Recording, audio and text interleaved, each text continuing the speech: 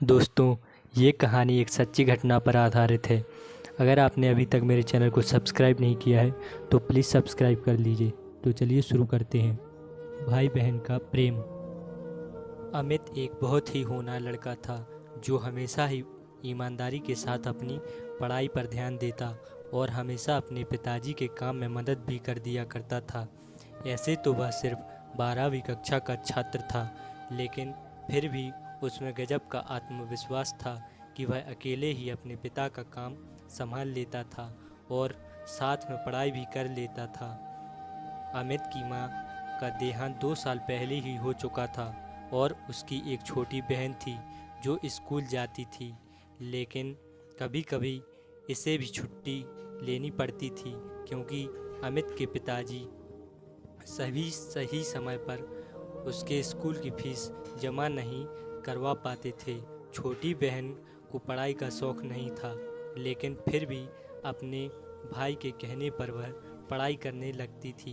एक दिन छोटी बहन के पड़ोस में रहने वाली उसकी सहेली ने उससे अपने बर्थडे में आने के लिए कहा था। साथ में उसे रेड कलर की ड्रेस पहनने को भी कहा क्योंकि उसकी बर्थडे पार्टी की थीम रेड कलर थी।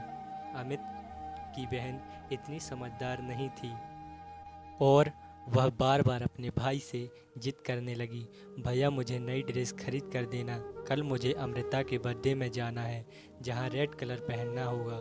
ऐसे में अगर मैं नहीं पहनूंगी तो लोग मेरी हंसी उड़ाएंगे और मुझसे कोई दोस्ती नहीं करेगा।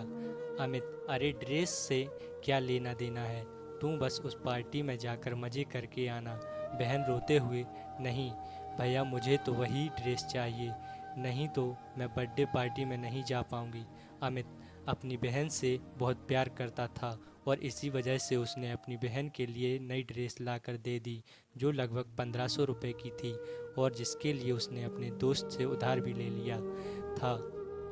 ऐसे तो वह बहुत स्वाभिमानी था, लेकिन अपनी बहन के आगे वह कुछ भी नहीं कर पा रहा था। अमित के पिताजी, तू अपनी बहन को बिगाड़ते जा रहा है, दिन ब दिन उसकी ख्वाहिश बढ़ती जा रही है।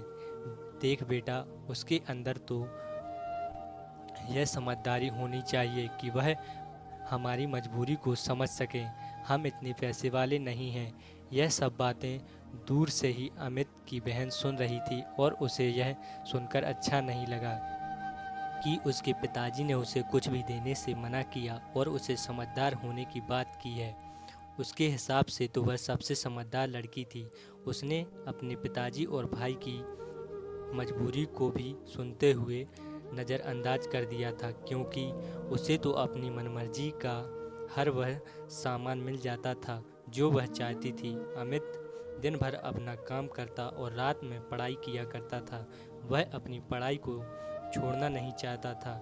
यूं ही एक दिन वह पढ़ाई कर रहा था, अचानक उसके दोस्त राजीव का फ़ोन आता है जो उससे कल होने वाले पार्टी में चलने के लिए कहता है। राजीव, अरे चल ना यार, वैसे भी तू रोज़ रोज़ काम करता है, कभी हम दोस्तों के लिए भी समय निकाल लिया कर। अमित, हाँ हाँ क्यों नहीं, मैं भी तुम लोगों के साथ चलना चाहता हूँ, लेकिन क्या करूँ, मजबूरी है।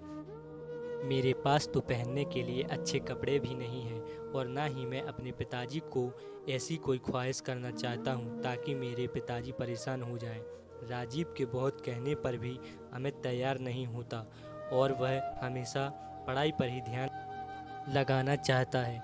यह सब बात सोते हुए अमित की बहन सुन लेती है, जिसे थोड़ा थोड़ा अफसोस होने लगता है कि जो भाई उसके लिए सब कुछ करने को तैयार है वह खुद के लिए कभी कुछ कर ही नहीं पाता है। ऐसे में अचानक ही अमित के पिताजी को किसी दूसरे शहर जाना पड़ा जहां पर कुछ ज़रूरी काम आ पड़ा था। अमित की बहन, भाई मेरी सहेली बता रही थी कि शहर के मॉल में एक बहुत अच्छी प्रदर्शनी लगी है जहां पर तरह तरह के डिजाइनर कपड़े मिल रहे हैं और वह भी बहुत सस्ते दामों में। मुझे भी वहां से कोई अच्छी सी ड्रेस लाकर दे दो ना, जिसे मैं अपने बर्थडे में पहन सकूं और मेरी सहेलियों को नीचा दिखा सकूं। अमित, तुम यह गलत सोच रही हो, हमें कभी भी किसी को नीचा नहीं दिखाना चाहिए, बल्कि अपने कर्मों पर भरोसा रखना चाहिए। बहन, भैया आप ही मुझे दिला सकते हैं, नहीं तो पिताजी तो हमें लेने ही नहीं देंगे। दिन भर अपनी मजबूरी बताते रहते हैं और कभी मेरा ध्यान ही नहीं रखते। अमित उस समय चुप हो जाता है क्योंकि उसे अपने पिताजी की मजबूरी अच्छे से मालूम है, लेकिन छोटी बहन इन सब बातों से अनजान थी। तभी अमित को ख्याल आता है कि उस प्रदर्शनी में जाने के लिए महंगे पास की ज़रूरत पड़ती है, उसके पास नहीं है। ऐसे में वह दौड़कर अपने गुल्लक को टटोलने लगता है और एक एक करके पैसे जोड़ने लगता है ताकि वह अपनी बहन के लिए उस प्रदर्शनी के पास उपलब्ध करवा सके। यह सब देखकर अमित की बहन का कलेजा फट पड़ता है और उसे जोर से रोना आ जाता है। उसे रोता हुआ देखकर अमित दौड़कर बहन के पास जाता है। क्या हुआ, तुम इस तरह से क्यों रो रही हो? बहन रोते हुए, आज तक आपने हमेशा मेरी खुशियों का ही ख्याल रखा, हर वह चीज़ मुझे दिलाई जो मैं मांगती रही, लेकिन कभी भी मैंने आपसे यह नहीं पूछा कि आखिर आप इन पैसों का इंतज़ाम कहाँ से करते हैं। लेकिन आपको एक एक रुपया जोड़कर देखकर मुझे बहुत दुख हुआ कि आप मेरी खुशियों के लिए इतना कुछ कर सकते हैं, लेकिन मैं हमेशा स्वार्थी बनी रही। अमित, अरे इतना सोचने की ज़रूरत नहीं है, आखिर मैं तेरा बड़ा भाई हूँ, मैं नहीं करूँगा तो कौन करेगा। बस उसी वक्त अमित की बहन दौड़कर अपने बैग से एक चीज़ निकाल कर लाती है और अमित की आंखों पर हाथ रखकर कहती है, मैं आपके लिए कुछ लेकर आई हूँ। इस बात से अमित चौंक जाता है और जैसे ही वह अपनी आंखों से बहन का हाथ हटाता है तो देखता है कि उसकी बहन उसके लिए एक सुंदर सी शर्ट लेकर आई है। अमित आश्चर्य से कहता, यह तो बड़ी महंगी लगती है, पर तुम कहाँ से लेकर आई? बहन, आपने जो मुझे थोड़े थोड़े करके मेरे खर्च के लिए पैसे दिए थे ना, मैंने उसे ही जोड़ कर रखा था कि मैं उससे अपने लिए कोई अच्छी ड्रेस खरीद लूँगी। लेकिन जब मैंने आपके दोस्त की बात सुनी और आपने उसे पार्टी में जाने से मना कर दिया, बस मैंने उसी समय ठान लिया था कि मैं आपको एक खूबसूरत सी शर्ट लेकर दूंगी। उम्मीद करती हूँ आपको यह शर्ट पसंद आएगी। अमित खुश होते हुए, अरे यह तो बहुत अच्छी है, मैं तो सोच भी नहीं सकता कि मेरे लिए कोई इतना भी कर सकता है। बहन भावुक होते हुए, यह तो मेरी तरफ से एक छोटा सा तोहफा है, लेकिन आज तक आपने जो मुझे प्यार और सम्मान दिया उसकी तो कोई भी तुलना नहीं की जा सकती। अब मैं हमेशा आपका और पिताजी का हाथ बटाऊंगी और कभी भी फिजूल खर्च नहीं करूंगी। वह बात सही है, जितनी चादर होती है हमें उतने ही पैर ही फैलाना चाहिए। बहन की समझदारी वाली बातों को सुनकर अमित की आंखों से आंसू आ जाते हैं और तभी पिताजी वहां खड़े होकर उन दोनों को देखने लगते हैं।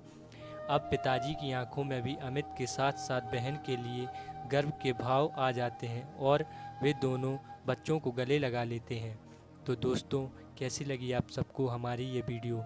अगर स्टोरी अच्छी लगी तो प्लीज़ चैनल को सब्सक्राइब करें और वीडियो को लाइक करें। थैंक यू दोस्तों।